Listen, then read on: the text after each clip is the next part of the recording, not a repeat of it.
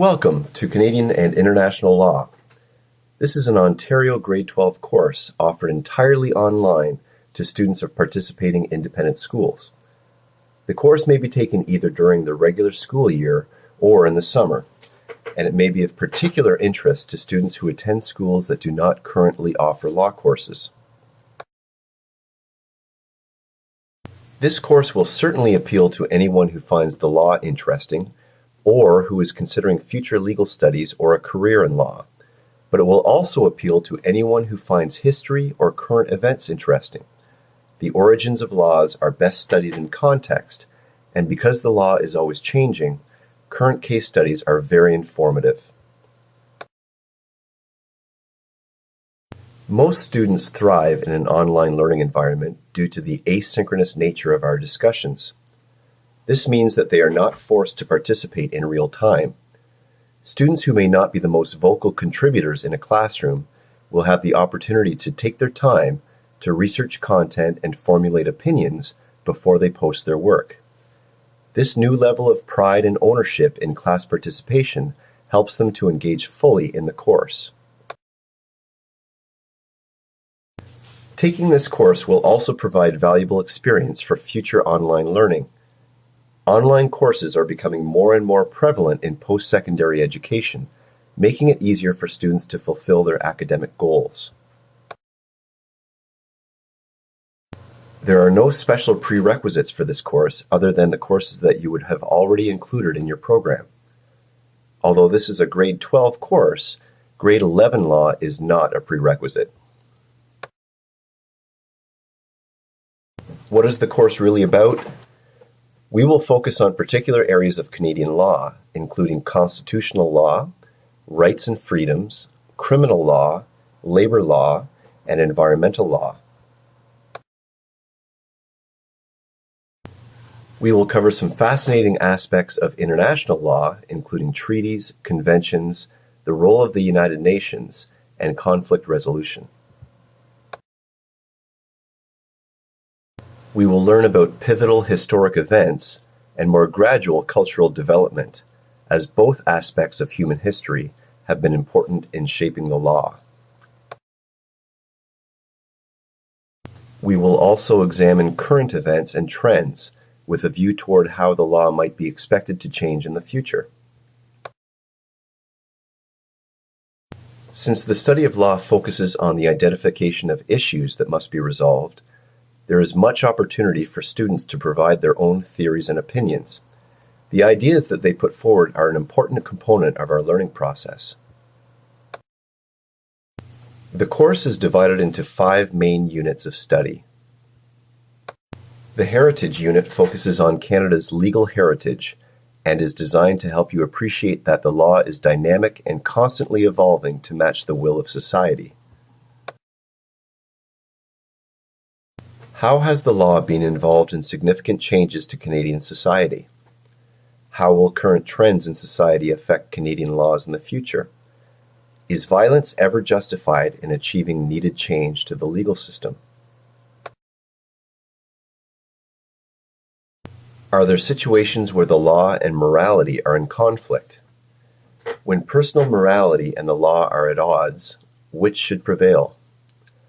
What does a society's legal system tell us about that society?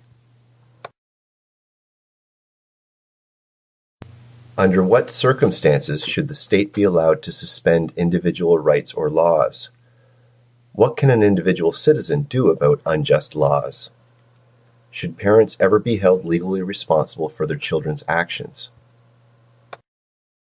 The Rights and Freedoms Unit focuses on the development of the rights and freedoms of Canadians since Confederation, and in particular how the current situation has been shaped by the introduction of the Canadian Charter of Rights and Freedoms.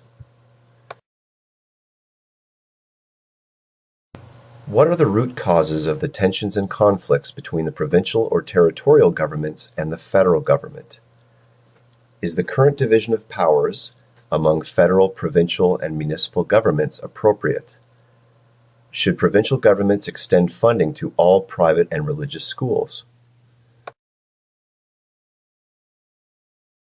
What are the benefits and challenges of the Canadian Charter of Rights and Freedoms? Under what circumstances would a government be justified in invoking the notwithstanding clause? How much influence do courts have when interpreting the Charter? When is limiting human rights justified? What were the most serious infringements of human rights by governments in Canadian history? How have social attitudes affected equality rights in Canadian society? Should a province have the right to secede from Canada according to its own choosing? Do equal treatment and fair treatment always mean the same thing? Are there circumstances under which collective rights should take priority over individual rights?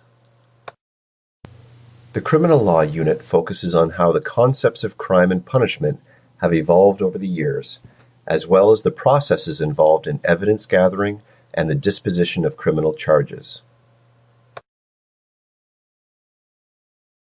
Do the concepts of crime and morality ever conflict?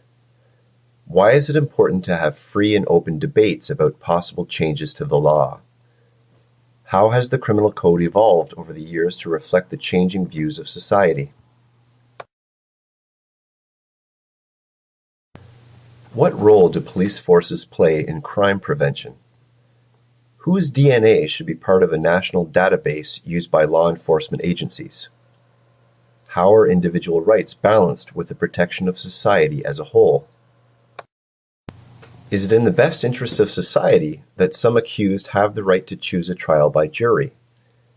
Why do many abused women drop the charges against their abusive partners? Is the criminal trial process unnecessarily lengthy? Is plea bargaining justifiable in order to make the delivery of criminal justice more efficient? Do Canadian courts send too many or too few offenders to prison? What are the considerations when deciding whether the punishment fits the crime?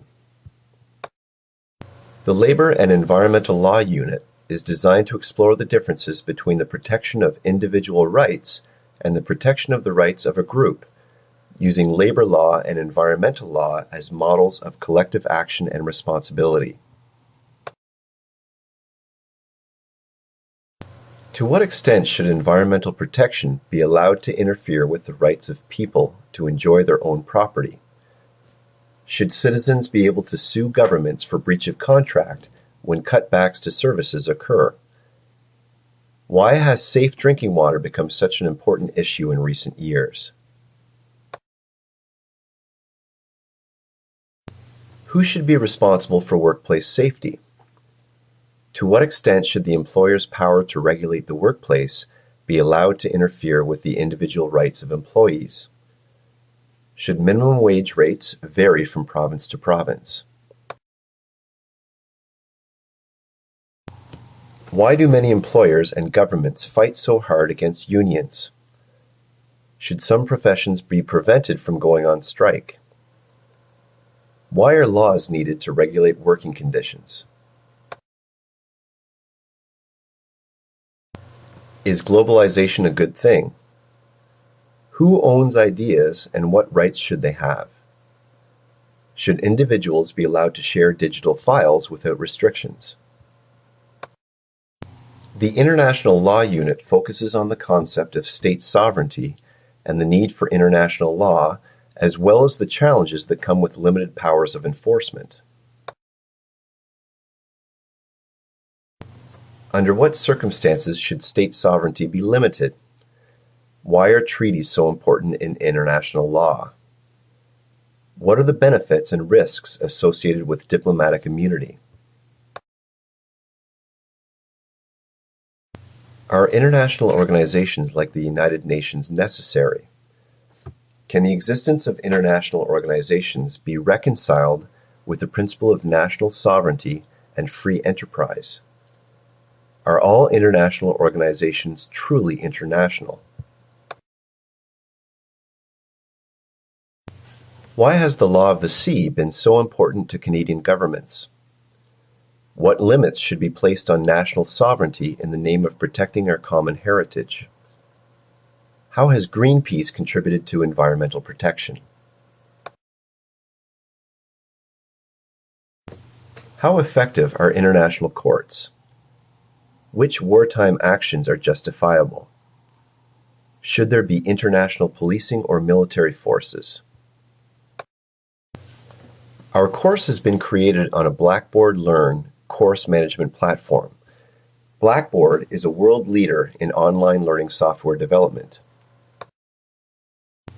Our online platform is very simple to navigate and to use. Materials can be downloaded quickly, and student work, such as discussion contributions or assignments, can be uploaded with ease.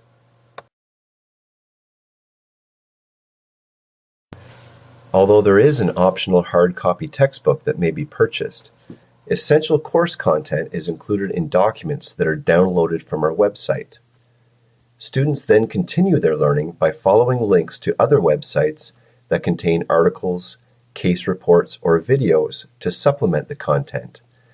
Through this process, the students learn about the most useful online resources available for legal research in Canada. Our online discussions are the main component of the course. They help students to connect with classmates as well as with the course content. Other assessments include written case briefs, court pleadings, and a formal exam that is written under supervision at the students' home schools. Please consider taking Canadian and international law through the CIS e-Learning Consortium. We would love to have you join us online.